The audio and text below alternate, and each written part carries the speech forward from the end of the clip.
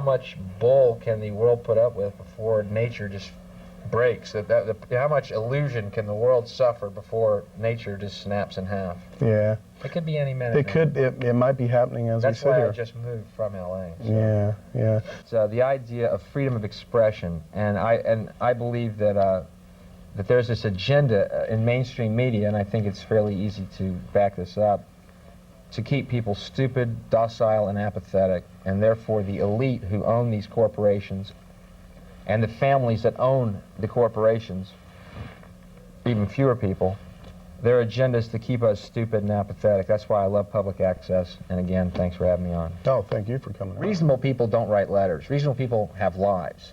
Reasonable people know it's just a joke. Reasonable people know it's just TV. They know they can change the channel or they'll wait and something else will come on. Sure.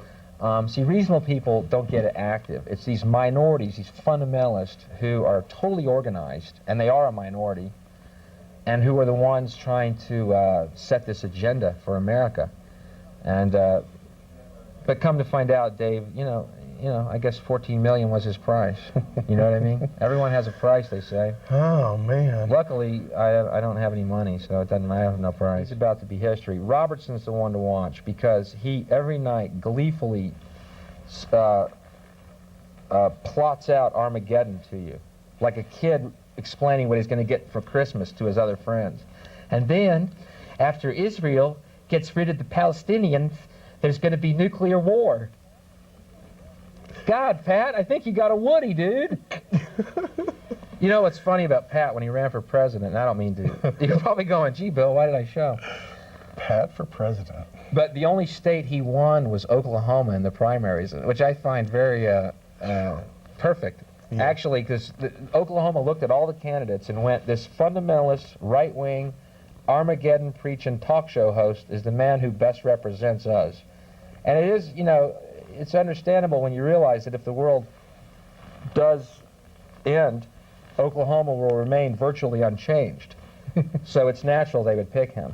Clinton, he's a failure. That's nice and optimistic. He's an idiot. No, it is optimistic because what you see is the enemy is the same, and you got to know the enemy.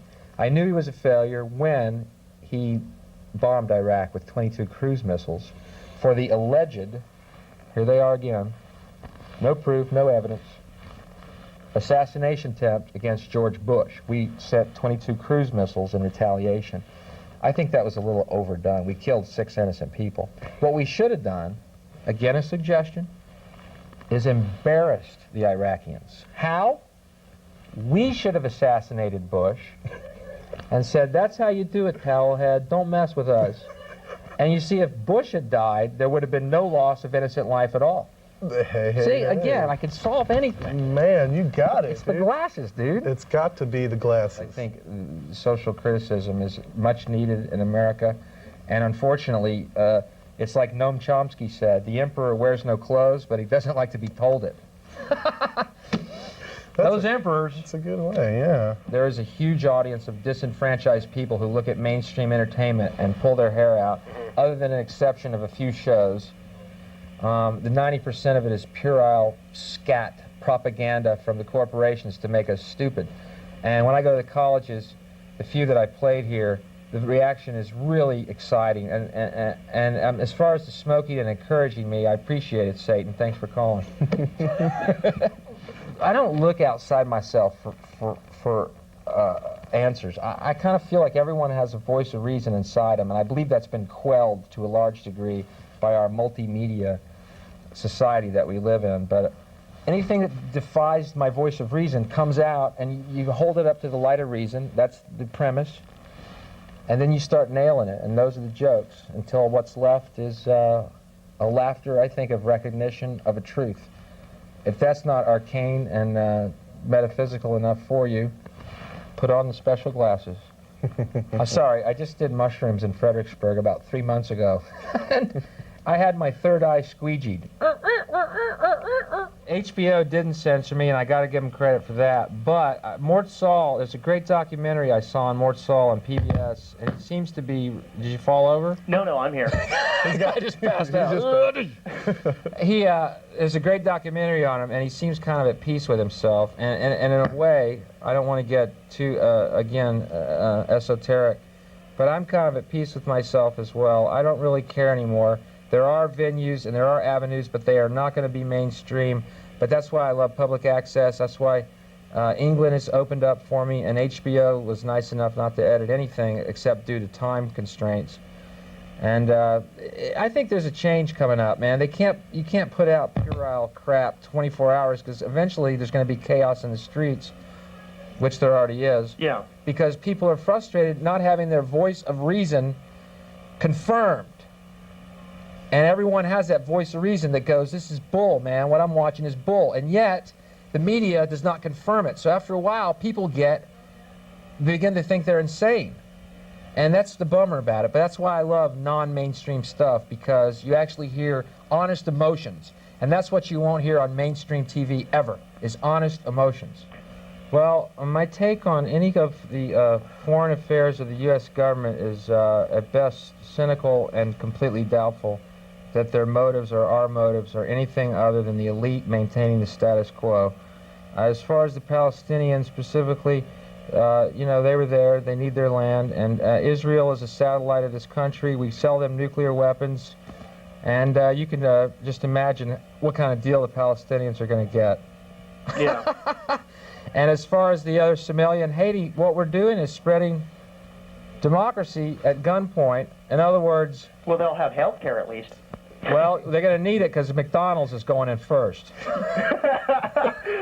The show takes place, it's called The Counts of the Netherworld. And the premise of the show is that Carl Jung had a theory that all mankind shares a collective unconscious, which I agree with. Sure. But I don't think it's supposed to be unconscious. As the counts of this netherworld, we will be in a Victorian-era salon, which in my mind's eye is the center of our collective unconscious, where ideas are discussed, evolution is discussed, and the evolution of ideas is discussed. And we will have on guests who have enlightened us so that we can enlighten the audience so that the unconscious becomes conscious. That's the premise of the show. Now, you tell me if you think you're going to see it here. I'm pretty enlightened about the discussion of evolution. I think, yeah, evolution is a great discussion. And the evolution of ideas. I'll tell you how this works. For instance, why is the drug czar of this country? Well, why do we have a drug czar, A? B, why is he a cop? Why isn't he a guy who's been through recovery, who has experienced drug and alcohol addiction, and could perhaps deal with this problem through the eyes of compassion rather than the eyes of, well, whatever their eyes are, that you're breaking the law. People who are addicts are not criminals in my mind's eye. They're sick, and I don't think throwing sick people in jail is going to heal them. See, that would be the evolution of an idea. Here's another one. Confucius said, "What is the sound of one hand clapping?" And he said it in this enigmatic way to state that there is no sound. And you know what I say? Go. Fuck Confucius, let's move on. Yes. Evolution has not stopped. And I'm hoping it comes, I hope we can sell it back to HBO. So we should all lose our thumbs, evolve, just move on down the line. We're going, it didn't stop, man. It didn't stop with us growing opposable thumbs. Okay, now we're at the point where imagination and reality are right there together. What we imagine, we can create. And that goes for heaven, and that goes for hell, and it is our choice, and we can do anything, literally.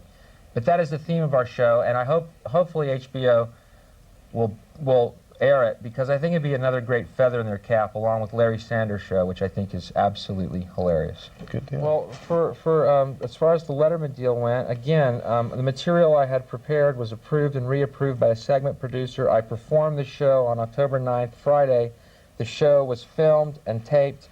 And when I got back to the hotel, I was given a call by the producer saying we have to excise your entire segment from the show. When I asked him why, he said, CBS, I love this, standards and practices. Don't you love these networks have standards? Yeah, well, what is it when you're airing beer commercials 24 hours a day with half-naked women with the beer in their crotches? What standards do you have exactly? Anyway, they deem the material unsuitable for the audience. In other words, here's what they're saying. You are a contemptible herd. You will not be able to comprehend these are jokes or ideas simply. That's all they are. And you, the contemptible herd, must be kept from one man stating his ideas. Because if one man does it, well, that might inspire other people to go, you know what?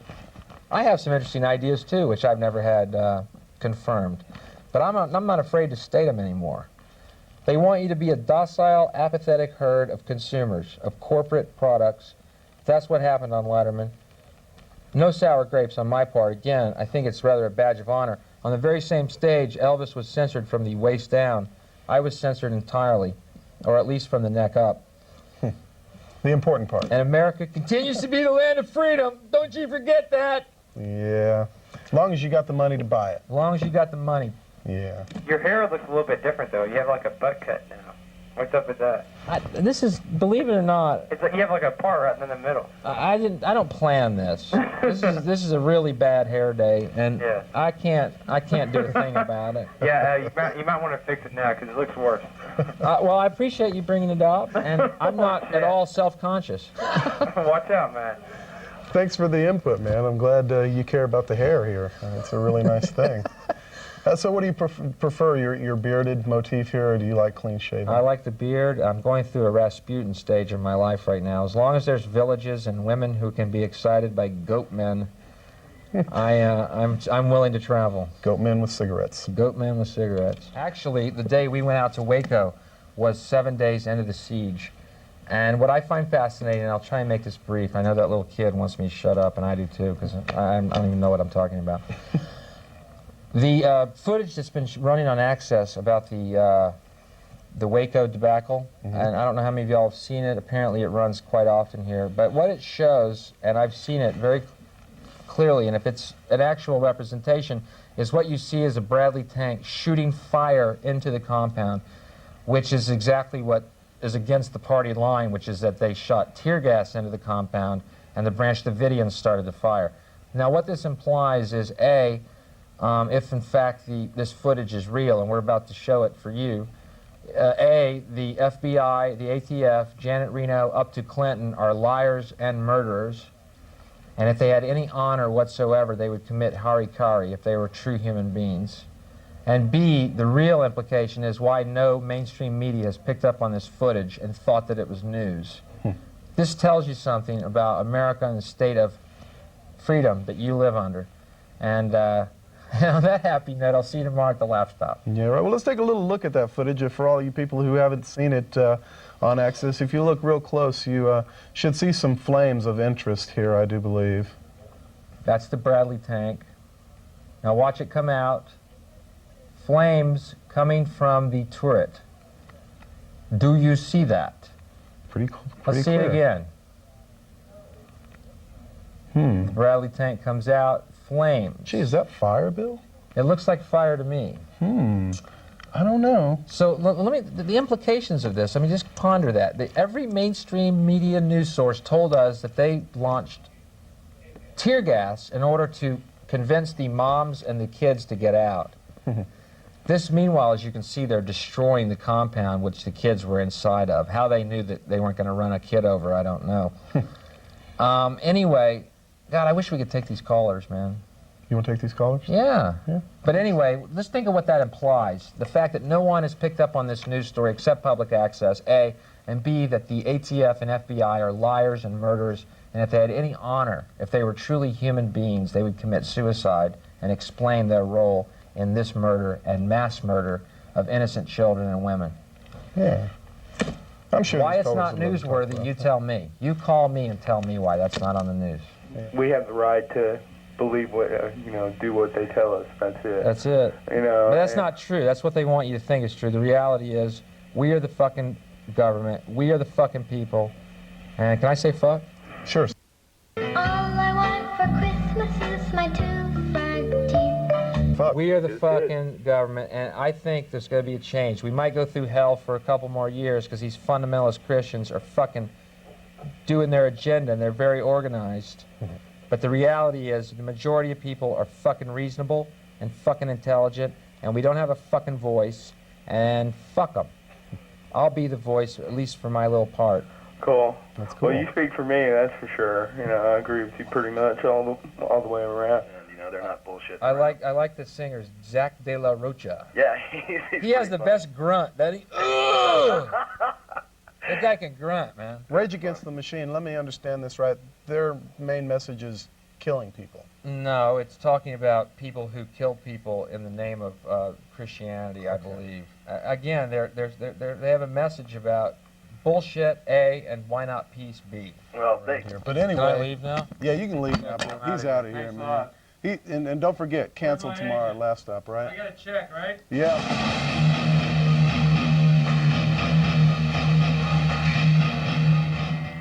Ninja Bachelor Party 3, to hell with death.